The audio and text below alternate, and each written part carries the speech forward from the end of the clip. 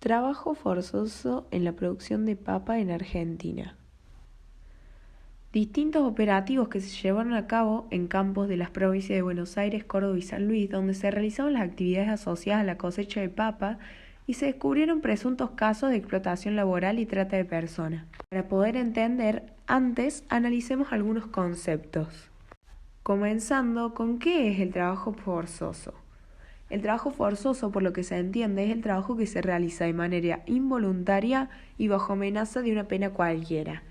Esto se refiere a las situaciones en las cuales las personas están forzadas a trabajar mediante el uso de violencia o intimidación. También puede ser por otros medios, como deudas manipuladas, retenciones de documentos de identidad o amenazas de denuncia de las autoridades de inmigración. Según también el Convenio sobre el Trabajo Forzoso de la Organización Internacional del Trabajo, el trabajo forzoso hace referencia a todo trabajo o servicio exigido a un individuo bajo la amenaza de una pena cualquiera y para el cual dicho individuo no se ofrece de manera voluntaria. A pesar de la condena universal, las estimaciones de la OIT muestran que 24,9 millones de personas son víctimas de trabajo forzoso en todo el mundo. Consiste en 3 elementos fundamentales. Primero, debe ser un trabajo-servicio. Segundo, debe haber una amenaza. Y tercero, debe haber una involuntariedad. Es decir, que el trabajador desconoce las causas para empezar un trabajo y desconoce su libertad para renunciar a este en cualquier momento. Y prohíbe el trabajo forzoso impuesto por las autoridades estatales con los siguientes fines: como castigo por la expresión de opiniones políticas, con fines de fomento económico, por la participación en huelgas, como medida de discriminación racial, religiosa u otro tipo, y como disciplina laboral. Constituyen 5 excepciones a la definición del trabajo forzoso, y estos son: el servicio militar obligatorio, obligaciones cívicas normales, el trabajo penitenciario bajo ciertas condiciones, el trabajo realizado de fuerza mayor, como guerras o amenazas de siniestros, y pequeños trabajos comunales. Del total de víctimas, un 83% son explotados en la economía privada, por individuos o empresas privadas, y el 17% restante están sujetas a modalidades del trabajo forzoso impuestas por el Estado.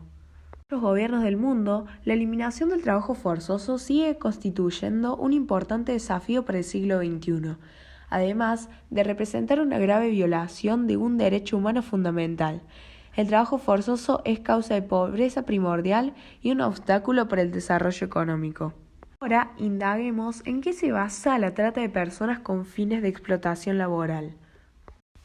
Esto es consecuente a nivel personal en millones de trabajadores de distintos ámbitos, ya que en dichos espacios se reconocen situaciones de violencia y explotación, que se dan a través de amenazas, engaños, abusos sexuales, maltratos físicos, gran falta de salubridad de herramientas y protección en el área de trabajo, jornadas arduas y extensas, remuneración mínima o inexistente.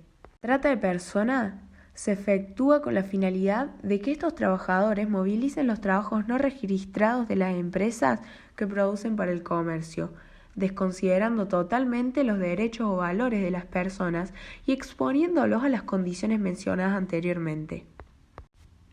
Quienes están a cargo de ejercer la esclavitud y violencia en estos sectores se quedan con la documentación de las víctimas y se apoyan en la vulnerabilidad de esas personas, ya sea por la falta de recursos económicos, educación o protección. Inclusive, en muchos casos, someten a menores de edad, inmigrantes y personas fuera de posibilidad de reconocerse y ejercer sus derechos. En Argentina, esto sucede y mucho. En campos de papa de Buenos Aires, San Luis y aún más cercano a nosotros, en Córdoba, encontramos que en la industria rural, donde se realiza la cosecha de papas, existe el trabajo esclavo. La AFIP, junto al Ministerio de Trabajo, decidió hacer una serie de controles dedicados a la producción de papa en estas zonas y encontró muchas irregularidades en las condiciones laborales de trabajadores de campos y frigoríficos dedicados a la producción de tal tubérculo. Estos viven en condiciones precarias. Desempeñan tareas de riego y siembra de ese cultivo sin elementos de seguridad ni higiene. Los salarios no son percibidos o hay una inconsciencia entre las declaraciones de empleadores en relación a los salarios efectivamente pagados. Realizan jornadas de más de 12 horas y tienen solo 1 hora y media de descanso por jornada. Las viviendas son muy perecederas, poseen suelos de tierra, no poseen seguridad ni baño y no cuentan con las instalaciones correspondientes. No tenían electricidad ni sistema de refrigeración para conservar los alimentos. A los trabajadores se les descontaba el costo de los alimentos que consumían, las garrafas que utilizaban, los pasajes para trasladarse al lugar y el seguro por accidentes. No se les proporciona alimento ni agua, depende de su voluntad. Hay personas que frecuentemente sufren deshidratación por falta de agua e incluso a veces mueren. El transporte está en pésimas e insostenibles condiciones y además lo pagan los mismos trabajadores. Arrastran por horas pesos de 50 kilos en la cintura por surcos de 500 metros adelante de un tractor que cubre la tierra, de forma que esta pesada tarea es continua y se los obliga a hacerla de forma rápida. Algunos trabajadores están ahí desde niños y mantienen limitada su libertad a los míseros pagos de estos lugares. Son amenazados constantemente en ser desempleados cuando exigen recursos básicos para trabajar. Los jefes solo juntan empleados y ganan el 40% de lo que produce cada trabajador. Estas personas ganan 200 por día, de los cuales no abastecen para suficiente comida y para pagar el transporte, mientras que los jefes ganan entre 2.000 y 4.000 pesos. En Córdoba, en Tras las Sierras, se detectaron en un 85% de los casos maniobras de evasión previsional. Los trabajadores realizaban sus tareas en condiciones de hacinamiento.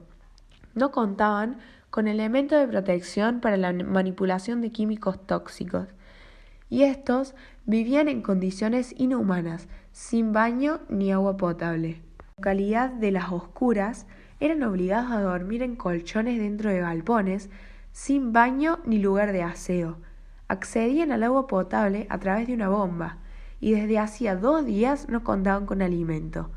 Los trabajadores no habían recibido salario alguno por su labor y debían a sus patrones 25.000 pesos por la comida que consumían.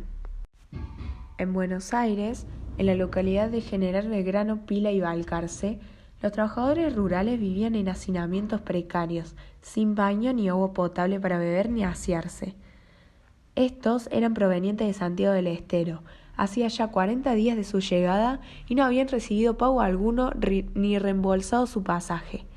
El empleador les había prometido 8.000 pesos por jornada, pero nunca les entregó nada y encima se les descontó los víveres y garrafas utilizadas.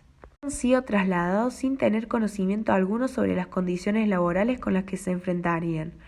Por las extensas jornadas de trabajo de lunes a lunes, el desconocimiento de la ciudad y la falta de medios de transporte, los trabajadores se encontraban sin la posibilidad de abandonar el predio.